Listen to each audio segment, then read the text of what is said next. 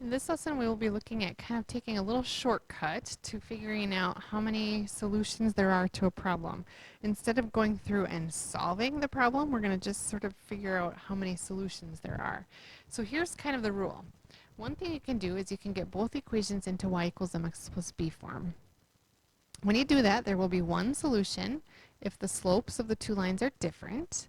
There will be no solution if the slopes of the two lines are the same, but the y-intercepts are different. And what that means is if there's no solution, that means the two lines don't intersect, which means they have to be parallel. Then there's infinite solutions if the slopes and the y-intercepts are both the same, which means that they have the same line, and so that line will intersect in every single spot possible, and there will be infinitely many solutions. Okay, so we'll just do a couple of these. So it says, given the following equations, do the lines intersect with one solution, no solution, or infinitely many? Again, I'm not asking you to tell me what the solution is, if there is one. I am only asking you to tell me how many solutions there are. When you do that, the shortcut would be to get both equations into just simply y equals mx plus b. So if I take the blue equation and solve it for y equals mx plus b, I will subtract 3x. And I will have 2y equals negative 3x plus 7. Divide by 2 all the way across. And I'll have y equals negative 3 halves x plus 7 halves. So that's the blue one. Okay. Then if I take the red one, 8y equals negative 12x plus 8. And I get it into y equals mx plus b. I just divide by 8. And I have y equals negative 12/8 reduces, they're both divisible by 4, so it reduces to negative 3 halves x plus 1. So there's the red one. Okay.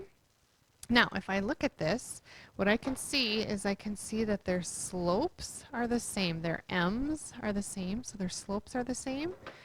But their intercepts, one is 7 halves and one is 1, and they are different. So because they have the same slopes with different intercepts, what that means is that these lines are parallel, and I did graph them up here just so that you could see and picture this. These lines are parallel, and when they are parallel, there is no solution. Okay, so this would be no solution.